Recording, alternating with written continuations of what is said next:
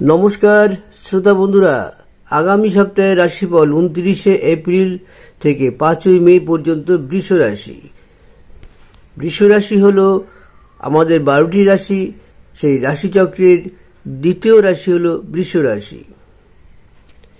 এই সপ্তাহে আপনাকে আপনার প্রতিদিন শুরু করতে হবে যোগ ব্যায়াম বা ব্যায়াম দিয়ে। এই সময় আপনি যদি আপনার পরিবারের সদস্যদের একই কাজ করতে উৎসাহিত করতে পারেন, তবেই আপনি নিজেকে এবং তাদের সুস্থ রাখতে সফল হতে পারেন। কারণ সকাল হলো এমন সময় যখন আপনি আপনার নিজের সম্পর্ক ভালো অনুভব করতে শুরু করতে পারেন এবং সারাটা দিন নিজেকে ইতিবাচক রাখার জন্য চেষ্টাও করবেন।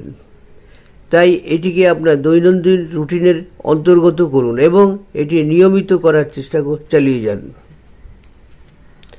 চন্দ্ররাশি থেকে দ্বাদশ ঘরে বৃহস্পতির উপস্থিতি আপনার জন্য এই সপ্তাহটি ভালো লাভজনক মনে হচ্ছে না। তাই আপনার পকেটের দিকে নজর রাখুন এবং অতিরিক্ত ব্যয় করা এড়িয়ে চলুন। অন্যথায় আর্থিক সমস্যা বা আর্থিক সীমাবদ্ধতার কারণে আপনাকে পরিবারের অন্যান্য সদস্যদের মধ্যে বিব্রত বোধ করতে হতে পারে। এই সপ্তাহে আপনার ব্যক্তিগত জীবনে আপনার পিতামাতা বা ভাই বোনদের অত্যাধিক হস্তক্ষেপ আপনার পক্ষে এটি শুভজনক নয়। মনের উপরে চাপ সৃষ্টি হতে পারে। চন্দ্ররাশি থেকে পঞ্চম ঘরে কেতুর উপস্থিতির কারণে এই সময় তাদের প্রতি আপনার মনোভাব খুব খারাপ হবে, যার কারণে বাড়িতে আপনার সম্মান হ্রাস পাবে। সাবধান। কর্মক্ষেত্রে আপনার সহকর্মীদের কাছ থেকে আপনি এক ধরনের বিশ্বাসঘাতকতার সম্মুখীন হওয়ার সম্ভাবনা রয়েছে, যা আপনাকে কর্মজীবনে ব্রেক ফেলতে পারে। এমন অবস্থায় আপনাকে এই সপ্তাহে প্রথম থেকে মিথ্যাবাদী বা প্রতারকদের থেকে দূরে থাকার পরামর্শ দেওয়া হচ্ছে। এই সপ্তাহে ছাত্রছাত্রীদের স্বাস্থ্যের অবনতি ঘটবে, যার জন্য পড়াশোনাতে আপনাদের নানা রকম বাধা সৃষ্টি হবে, মনোযোগ কমে যাবে। এমন পরিস্থিতিতে স্বাস্থ্যের জন্য একজন ভালো চিকিৎসকের পরামর্শ নিন এবং আপনিও নিজে সযত্নে থাকার চেষ্টা করুন।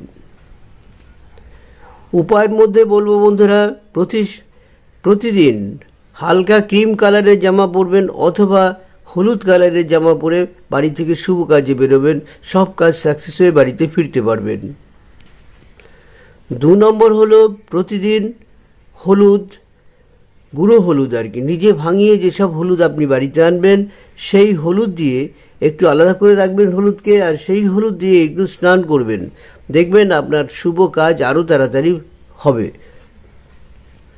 আর এই মন্ত্রটি প্রতিদিন যদি 101 বার পাঠ করতে পারেন, তবে কিন্তু আপনার মনের বিশ্বাস বাড়বে, কাজের গতি বাড়বে এবং সফলতা আসবে। যেমন মন্ত্রটি হলো ওং গোপালায় উত্তরধ্বজায় নমঃ।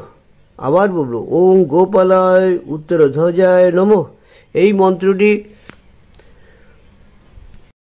101 বার প্রতিদিন যদি পাঠ করেন, তবে আপনার মনোবল বাড়বে এবং আপনি নানা কাজে শক্তি যোগাবে আপনাকে। তা সুতরাং এই মন্ত্রটি 101 বার প্রতিদিন পাঠ করুন। আপনি নিজেও বুঝতে পারবেন আপনার মনের গতি অনেকটা চেঞ্জ হয়ে যাবে। তাই বন্ধুরা, এই মন্ত্রটি অবশ্যই পাঠ করুন। আর একটা অনুরোধ করব, যারা আমার এই ভিডিওটি দেখছেন, একটু সাবস্ক্রাইব করে পাশে থাকা বেল আইকনটি বাজিয়ে দেবেন। তাইলে আমরা খুব উপকৃত তো হবই, সেই সঙ্গে কিন্তু আমরা ভীষণ উৎসাহিত বোধ করব আপনাদের সামনে আরও এই ধরনের ভিডিও তুলে ধরার জন্য। তা বন্ধুরা, আজকের এখানেই শেষ করি। নমস্কার।